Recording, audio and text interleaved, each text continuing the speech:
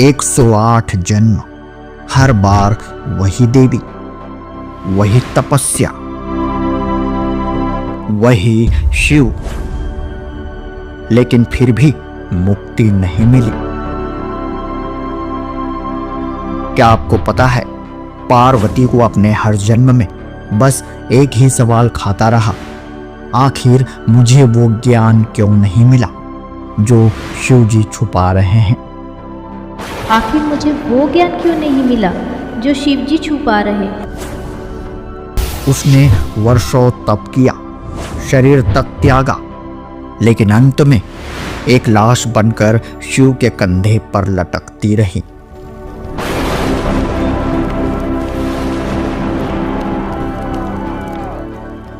क्या ये है भक्ति का फल, या कोई ऐसा रहस्य जिसे हजारों सालों से छुपाया जा रहा है? सवाल सिर्फ पार्वती का नहीं है, सवाल अब आपका भी है। क्या आज भी हम वही अधूरी भक्ति कर रहे हैं? क्या आज भी हमें वो बीज मंत्र नहीं मिला जो सच में मोक्ष दिलाता है?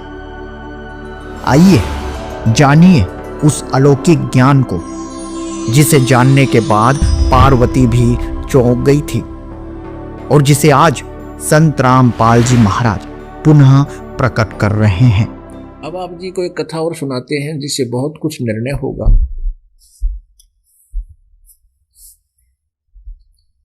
एक बार पार्वती जी की मृत्यु 107 बार हो चुकी और भगवान शिव जी इनसे इतना प्यार करते थे, इतना लगाव करते थे, इतनी ममता थी इनमें।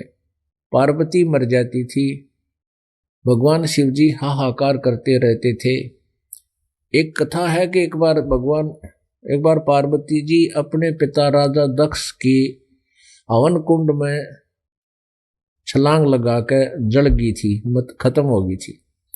भगवान शिव जी उस जले हुए अस्थियों को, हड्डियों को, अस्थि पिंजर को इतने पागल हो गए उनके मोह में, ममता में, उस अस्थियों को लिए हुए 10,000 वर्ष तक पागलों की तरह पार्वती पार्वती करते फिरते रहे। इतना प्यार करते थे उससे। और फिर भगवान विष्णु जी ने सुदर्शन चक्र से उस पार्वती के वो अस्थि पिंजर का विनाश किया था, उसको तोड़ फोड़ दिया था। तो जहाँ पर नैन गिरी वहाँ नैना देवी बन गई, और जहाँ जीभ पड़ी वहाँ ज्वाला देवी, और जहाँ धड़ पड़ा वहाँ पर ये वैष्णो देवी नाम के ये मंदिर बना दिए, यादगार बना दी कि यहाँ घटना ऐसी घटी थी। बस इतनी सी बात है वहाँ पर, कुछ नहीं। तो पुण्यात्माओं, जो अपनी पत्नी से इतना प्यार करता है, उसके लिए इतना व्याकुल हो जाता है, और भगवान शिव जी के पास एक मंत्र था जो ये दास आपको देता है। ये प्रथम जो आपको मंत्र दिया जाता है, शिव जी के पास ये बीच के 5 नाम थे। आप जी को ये 7 मंत्र का दिया जाता है, इनके पास बीच बीच के 5 नाम थे जो सुप्रसिद्ध हैं। इन 5 नामों के जाप से भगवान शिव को इतनी उपलब्धि होगी थी कि इनकी आयु बहुत लंबी होगी थी। और पार्वती बार बार मरती थी, आपस में इनका लगाव इतना था, इसके पुण्य संस्कार पिछले अच्छे थे पार्वती के, जिस कारण से कई मनुष्य जन्म भी हो जाते हैं पिछले पुण्यों के आधार से। तो 107 जन्म हो गए थे, पार्वती मरती रहती थी, वह फिर जन्म लेती थी, फिर दोबारा भी शादी विश्व भगवान शिव से ही करती थी। इनके संस्कार थे ऐसे। 107 जन्म हो चुके थे। भगवान शिव जी क्या करते थे, उनके सिर ने निकाल कर, सिर का जो खोपड़ी रह जाती थी, खप्पर बोलते हैं, यह इतनी अलग हो जाती है, इसको अपने गले में डाल लेते थे, माला बनाकर 107 माला बनाकर, और खुट्टी का टांग रखी थी, कभी कभी गले में भी डाल लेते थे, इतना प्यार करते थे। एक दिन ऋषि नारद जी ने आके और पार्वती से कहा, हे माता, आप बार बार जन्म मृत्यु के कष्ट को सहन करती हो, भगवान शिव के पास एक ऐसा मंत्र है जो आपको दे दे तो आपकी आयु भगवान शिव के बराबर हो जाएगी। आप बार बार जन्म के दुख को, मृत्यु के दुख को सहन करने से बच जाओगे। तो पार्वती की यह बात गले उतरी नहीं। कहने लगी, बेटा नारद, वैसे तो आप झूठ नहीं बोलोगे क्योंकि आप ऋषि हो, लेकिन आपकी बात मेरी समझ में आती नहीं कि भगवान शिव जी मुझसे इतना प्यार करते हैं और वो मेरी मृत्यु को सहन कैसे कर सकते हैं। उनके पास मंत्र है तो मुझे पहले देते मंत्र वो, ताकि मैं मरती नहीं। फिर पार्वती जी को नारद जी ने बताया कि माता, ये खुट्टी पर टांग रखे ना माला बना के, ये तेरे ही खप्पर हैं, सारे तेरे सिर हैं। पार्वती एकदम सहम गई, सचमुच अकोरी शौक से भगवान ने ये खप्पर रखने का, ये तेरे से इतना प्यार करते थे। वह आपकी प्रत्येक याद को ताजा रखते हुए गले में यहाँ रखते हैं, कभी कभी सीने से भी लगा लेते हैं, गले में टांग लेते हैं। और उनके पास एक मंत्र है, आपको क्यों नहीं दिया ये वो ये बता सकें, क्यों नहीं दिया उनसे पूछो। अब पुण्यात्माओं, ये निर्णय होगा अब इस बात का। अब देखो, पति पत्नी चाहे परमात्मा की पत्नी है, इन भगवानों की, वो अच्छी है, देवी है, स्वभाव भी अच्छा है, लेकिन गुण सभी में एक जीव संज्ञा ही है। ये पहले पार्वती जी भगवान शिव जब घर पर आते थे तो कोई ना कोई नाक सकोड़ लेती थी, आप इतनी देर कहाँ रह गए हैं, इतनी देर कहाँ लगा दी, हमारा ध्यान ही नहीं रखते, इस तरह की वो करया करती थी। और भगवान शिव जी भी अभ्यस्त थे। उस दिन जब भगवान शिव जी घर पर आए तो पार्वती जी, नारद जी ने बताया कि अभी आप उनको एक सिंपल पति मान रहे हो, आप उनको भगवान नहीं मानते, और ये वस्तु प्राप्त करने के लिए आप जी ने उनको गुरु मानना पड़ेगा। और गुरु के लिए कितनी, शिष्य के लिए कितनी आधीनी होती है। दंडवत प्रणाम करे, लंबा लोट के विनम्र भाव से वस्तु याचना करे। गीता अध्याय नंबर 4 के श्लोक नंबर 34 में कहा है।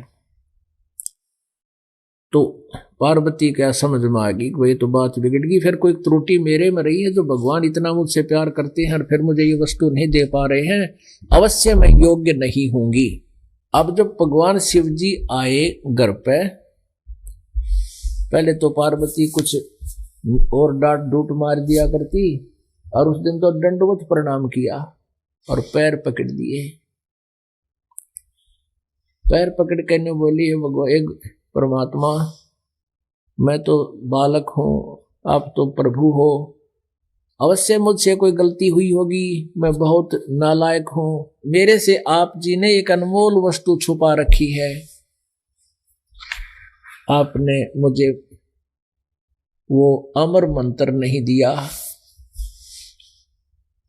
अब भगवान शिव जी कहने लगे, पार्वती ये तेरी बुद्धि की सोच नहीं है, तेरी तो बुद्धि यहां तक काम करे कोई ना, मैं कितने दिन हो गए, हजारों वर्ष हो गए देखते ना, पर नो बताते न कौन इसी भगवान आत्मा मिल गई जो तेरी बुद्धि बदल दी जिसने। आज कौन आ गया वो पुण्यात्मा जो तेरी बुद्धि चेंज कर गया, जो जिसको मैं नहीं कर पा रहा था। ये तेरे सतर का ज्ञान नहीं, बता कौन है। को उपदेशी मिला विधाता। अब थोड़ा सा आपको ये वार्ता उस सच्चिदानंद घन ब्रह्म की वाणी के माध्यम से सुनाते हैं, इससे आपका इंटरेस्ट भी बढ़ जाएगा और इस वाणी से आपके पाप भी कटते हैं। शंखों दे दरी तन योनी, नो तत्के का बीज न भूनी, मोक्ष मुक्ति का लख्या न भेवा, भर्म में पुत्र व्यास सुख देवा। सतगुरु मिला महादेव बंका, 84 की मिटी न शंका। 78 जन्म गौरी भरमाई, शिव को रुंड मां लागल लाई। 108वां जन्म था, 78 108वां जन्म था इस पार्वती का। अपने आत्मा बहुत से कंसेप्ट क्लियर होंगे इन कथाओं से। जैसे क्या कहते हैं भाई, भगवान के दर्शन हो जाए बस बेड़ा पार हो जाए। भगवान के दर्शन से बेड़ा पार नहीं होगा। वो तो अच्छी बात है, दर्शन हो गए तो अच्छी बात है, लेकिन भगवान के पाने की विधि प्रॉपर होगी, उस मंत्र से मोक्ष होगा। ये भगवान शिव जी के साथ रहा करती पार्वती, उसकी तो धर्मपत्नी थी, वो धर्मपत्नी है, वो कति साथ रहा करती एक के घर में, रोज दर्शन सोवे करा करती, उसका मोक्ष नहीं हुआ। उस मंत्र से मोक्ष होगा। अब सुनना ध्यान से। 78 जन्म गौरी भरमाई, शिव को रुंड माला गल लाई।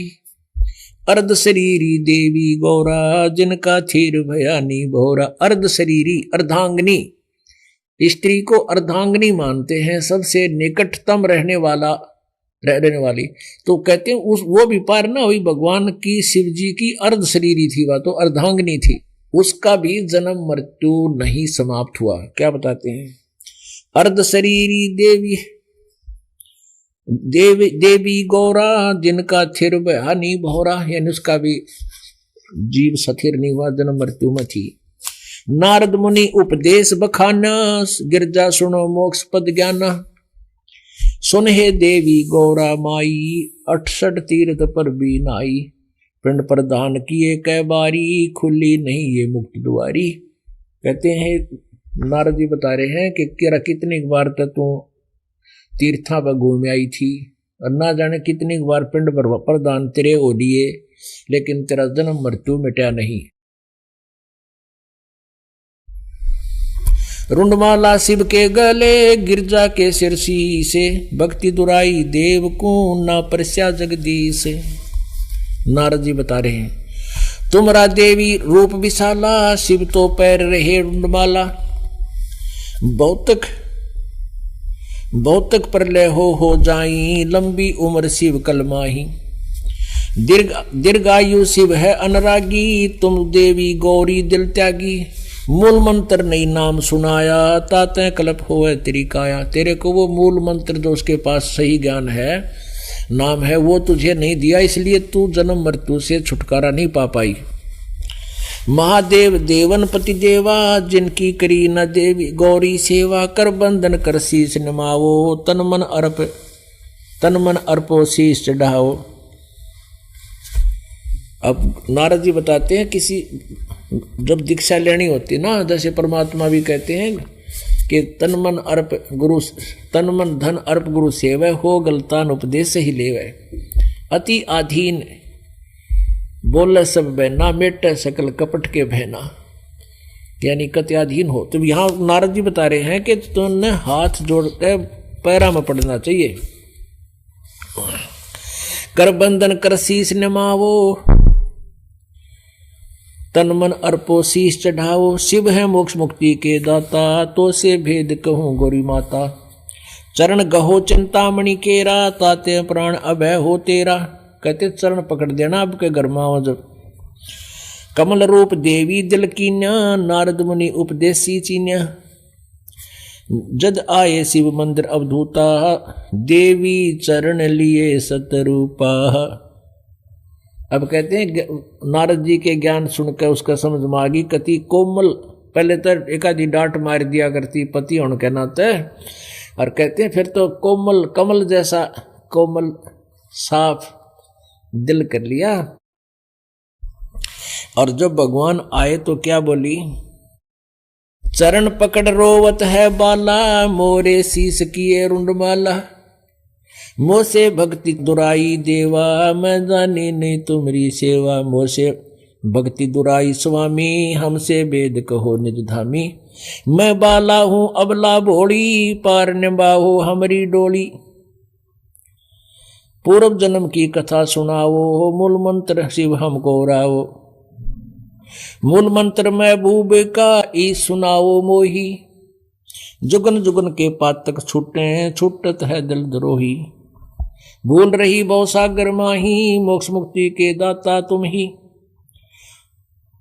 शीश पकड़ सुन देवी बाता, को उपदेशी मिला विधाता।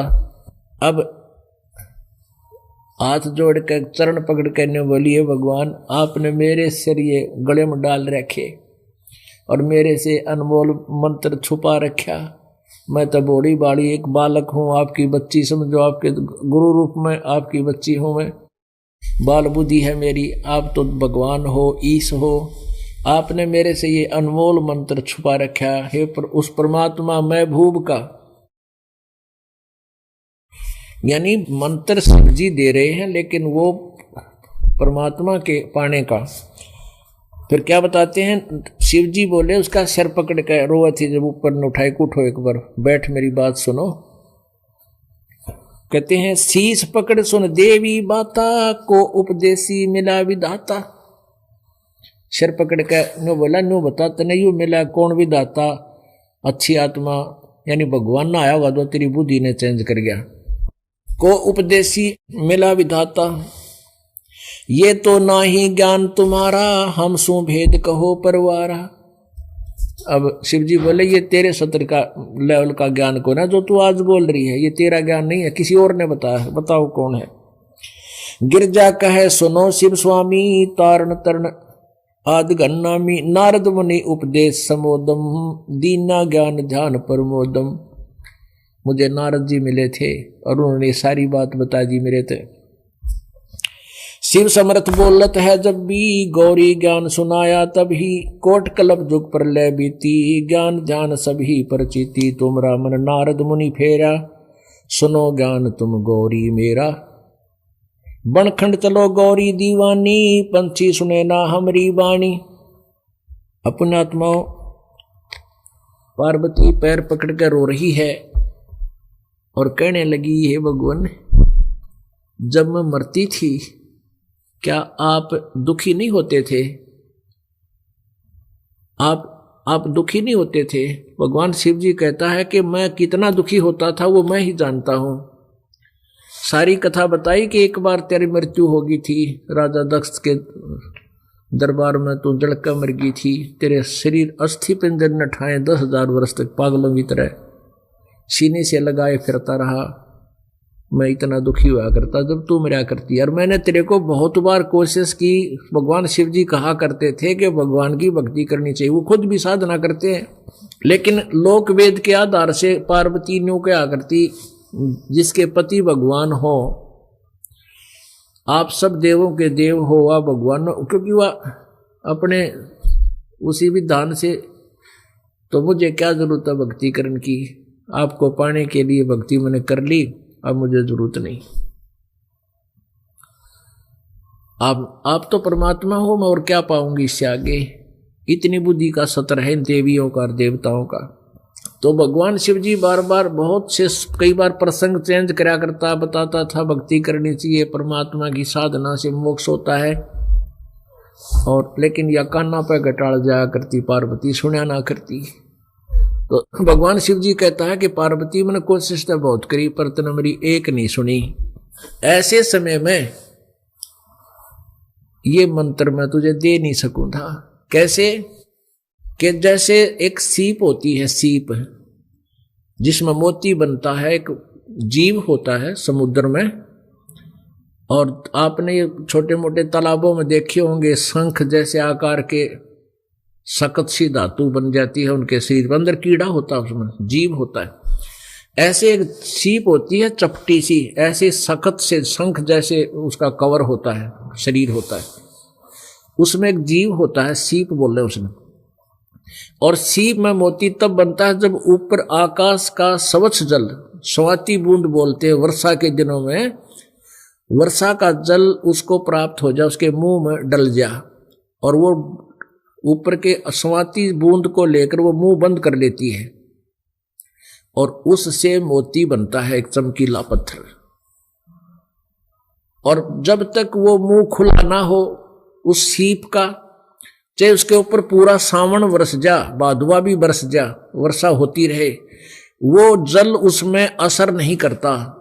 जिस समय उसका मुंह खुला हो और फिर वो एक का बूंद बतेरी उस ऊपर के पानी की, ऊपर के जल की, उसी से काम बन जाता। तो भगवान शिव जी ने कहा कि तेरे अंतःकरण का मुंह उस सीप की तरह बंद था, और मैं कितना ज्ञान सुना देता, कितनी बार ये मंत्र बता देता, तेरे कान्ना में नहीं पड़ा, ना तू मानने और ना तेने भक्ति करनी थी, ये व्यर्थ करना। ये ऐसा अनमोल मंत्र है, ये व्यर्थ करण का नहीं, मुझे पाप लगता। अब तुम्हारे अंतःकरण का मुंह खुल गया, अब आपके हृदय में डिमांड होगी, अब तेरी चाह इतनी प्रबल होगी है, और अब मैं ये मंत्र आपको दूंगा, आपके अंदर उस सीप की तरह मोती बन जाएगा, और नहीं तो मैं सुनाता रहता, ये ऊपर कर जाता, कोई असर तेरा होना नहीं था। फिर उनको वहां जहां आजकल अमरनाथ बना रखा है वो स्थान, वहां ले गए, कहने लगे पार्वती एकांत स्थान पर चल। ये ऐसा अनमोल मंत्र है, ये किसी और प्राणी अन्य अधिकारी के कान में पढ़ना नहीं चाहिए। पुणात्माओं, ये राक्षस कैसे बन गए?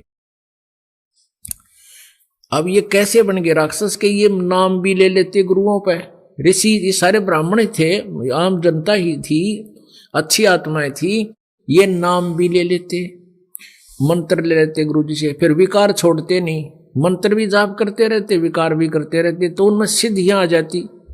विकारी प्राणी में फिर बकवाद गणी होती है, वो बकवाद करने लगे, तो ऐसे फिर वो सिद्धियां आने से उन देवताओं को सतान लगे, अलग ग्रुप बन गया, वो राक्षस करने लगे। तो इसलिए इस मंत्र को आम प्राणी को नहीं दिया जा सकता, पहले इसके लिए तैयार किए जाते हैं, ज्ञान समझाया जाता है, नियम बताए जाते हैं, उनको पोलाइट बनाया जाता है, विनम्र बनाया जाता है, तब ये मंत्र दिया जाता है। नहीं तो इस मंत्र को पाके उनमें शक्ति सिद्धियां आ जाती हैं। इसलिए ये मंत्र आम व्यक्ति ना तो दे सकता, अधिकारी से ही दिया जाता, अधिकारी का दिया हुआ लाभ देता, वैसे नहीं देगा। और आम व्यक्ति को बता दिया तो उसका दुरुपयोग करेगा, वो हानिकारक हो सकता है। तो इसलिए ये मंत्र गुप्त रखे जाते हैं। तो जहां आजकल अमरनाथ बना रखा है, वहां एक सूखा वृक्ष था, कति बिल्कुल सूखा खड़ा था, उसका टहनी टानी वो रह रही थी। उसकी वृक्ष की खोगड़ में, उस सूखे वृक्ष में एक सुराख बना लेते हैं पक्षी, उसमें एक तोते ने अंडे दे रखे थे। भगवान शिव जी वहां बैठ गए जाके उस पेड़ के नीचे, और इतने पहाड़ों पर ऊपर पार्वती को बैठा लिया, और वहां अपने हाथ से ऐसे 3 बार जोर की हथेली से आवाज कर दी। तो इतनी जोर की आवाज हुई, वहां पहाड़ियों की वैलियों में से गूंजती हुई, इतना भयंकर आवाज हो गया कि वहां आसपास के पक्षी जो थे वो सब भाग गए दूर उड़कर, वहां कोई जीव नहीं रहा। उस अंडे में, जो खोगड़ में अंडे थे, जो स्वस्थ अंडे थे, वो तो बच्चे बनकर उड़ गए। उस इतनी ही ताड़ी से, ऐसी उनकी अपनी भक्ति से, ऐसी उन बौछार की। एक गंदा अंडा था उन्हीं में से, वो वही रह गया। अपने आत्माओं, जैसे आप ये अस्थियां चुनते हो ना, फूल उठा के गंगा में गेर काओ, डाल काओ, इसका कारण क्या है कि पहले तो इन ज्ञानहीन ऋषियों ने, ब्राह्मणों ने भक्ति गलत कराई, भक्ति गलत करने से वह भूत बन गए। अब भूत जब ये जीव शरीर, जैसे ही शरीर छोड़कर जाता है ये प्राणी, इसमें बहुत ममता रह जाती है इसकी। एक कोई किराए पर रह रहा हो ना किसी के मकान पे, और किराए पर छोड़ना पड़ जा तो कई दिन तो भी याद आवे कामुड़ा न्यू रहा करते। तो ये शरीर छोड़कर जब ये प्राणी जाता है मनुष्य, तो उसने बहुत याद रहती है इसकी, बहुत तड़प होती है, और वहां जाकर फिर ये भूत योनि प्राप्त करके वापस आ जाता है। 13 दिन में इसकी सारी क्रिया ऊपर पूरी हो लेती है, फिर ये जो बनना है गधा कुत्ता सूअर देवता ये बन जाता है।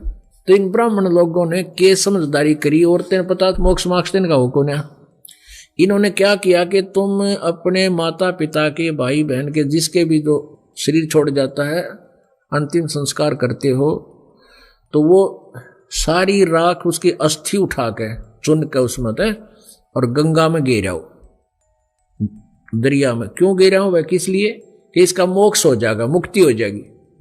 वो क्या होता है कि वो 13 दिन तक पहले उठानी पड़े हैं, या उस 13वें दिन कति उठानी जरूरी होती है, ऐसा उन्होंने बता रखा है।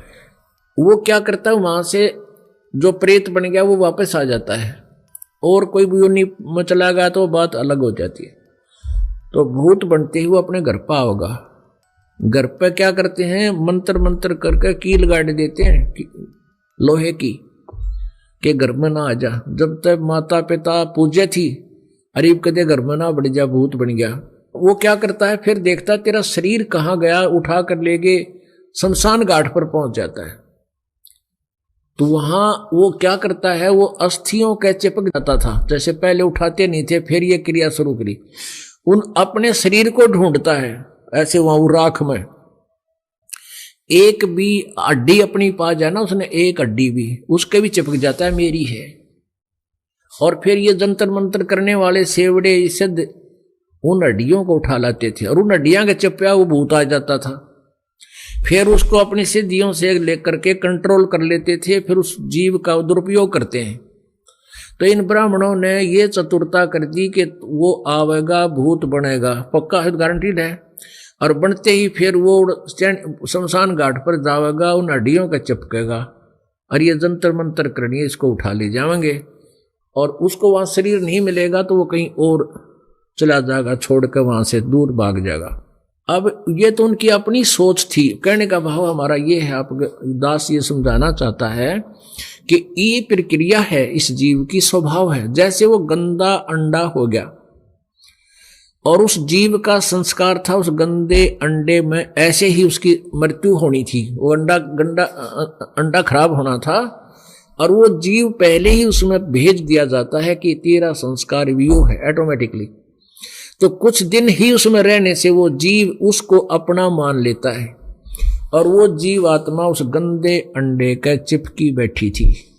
अंडा तो खराब हो चुका था, वो स्वस्थ नहीं बनना था, बच्चा तो बनना नहीं था, आत्मा उसका चिपकी बैठी थी कि यो मेरा है, उसके अंदर ही पड़ी थी वह। तो उधर से भगवान शिव जी ने पार्वती को पहले तो कथा सुनाई जाती है कि हमारे शरीर में ऐसे कमल हैं, मूल कमल में गणेश जी का वासा, स्वाद, फिर दूसरा कमल है उसमें ब्रह्मा जी का वासा, फिर नाभि कमल में विष्णु जी और लक्ष्मी जी, स्वाद चक्र में सावित्री ब्रह्मा जी, कंठ कमल में दुर्गा जी, ऐसे ऐसे सारी बताई जाती हैं। ऐसे भगवान है, ऐसे भक्ति करनी चाहिए। तो वो प्रवचन जो दिए और फिर ये मंत्र सुनाने लगे। ये 5 मंत्र आपको दिए जाते, यही मंत्र पार्वती को भगवान शिव ने दिए थे, जो आप जी को 7 देते हैं। अब क्या है कि 5 मंत्र तो यहीं तक के हैं इन कमलों को खोलने के, और पहला और लास्ट वाला जो मंत्र है ये पूर्ण परमात्मा का है। तो इसके साथ अगर ये हम नहीं मिलाते तो ये फिर इनका कुछ और ही प्रारूप बन जाता है। ये 2 साथ मिलाने से फिर इनके जो जितना हमें चाहिए उतना ही ये काम करेंगे, अधिक नहीं करेंगे। जैसे कोई वैद्य जड़ी कई जड़ी मिलाता है, कई जड़ियों का ऐसा तेज स्वभाव होता है, गर्म होती है, कुछ एक ठंडी होती है, सबको मिला देता है तो नॉर्मल बन जाती है। यदि गर्म ही खिला दी जाए एक ही तो वो अलग ही गुण होगा, अलग ही लाभ देगा, वास्तविक लाभ नहीं दे पाओगी। इस प्रकार इन सभी को मिलाकर एक औषधि बनाई है। आपने देखा होगा शिव पुराण में, विष्णु पुराण में कई जगह लिखा है हरम हरम हरम, कितने लिखा है श्रम श्रम श्रम। तो ये वही मंत्रों को कोई तो लौंग लौंग खा रहा है, कोई लाची लाची चाबन लाग रहा है, और हमने इसकी एक वो बना दी जड़ी सब की। तो वो अलग गुण था, अब इसका कुल मिलकर सारा का एक सही लाभ देंगे, रोग काटेंगे। तो पार्वती जी को जब मंत्र सुनाने शुरू किए तो वो गंदा अंडा भी इन मंत्रों के प्रभाव से स्वस्थ हो गया और उसमें बच्चा निकल आया, तोते का बच्चा भी प्रफुल्लित स्वस्थ हो गया। अब पार्वती तो समाधिस्थ होने लगी, आनंद सान लग गया, उसने मदहोश हो गई, अंदर कमलों के ऊपर उसकी नजर दृष्टि पहुंच गई, वो तो लागी अंदर फिल्म देखने, बोलना बंद कर दिया। उधर से तोते के बच्चे ने स्वीकृति देनी शुरू कर दी, हाँ हाँ हाँ हाँ ऐसे करने लग गया। तो भगवान शिव ने देखा भी पार्वती तो ध्यानमग्न है, बोला कौन है, किसने सुन लिया ये मंत्र, ये तो बात बिगड़ गई। जब देखा उसने खड़ा होकर तो पक्षी उड़कर भाग लिया, उड़ लिया। भगवान शिव जी पीछे पीछे भी सिद्धि से उड़ लिए कि इसको मारूंगा नहीं तो ये आगे कहीं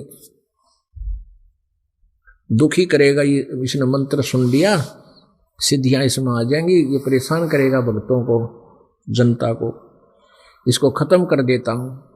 पीछे भाग लिया। तो पक्षी ने जाके वहां व्यास जी की पत्नी, वेद व्यास जी की पत्नी ने जमाई ली, अपना शरीर छोड़ के उसका सूक्ष्म शरीर से उसके मुंह के माध्यम से गर्भ में चला गया पेट में।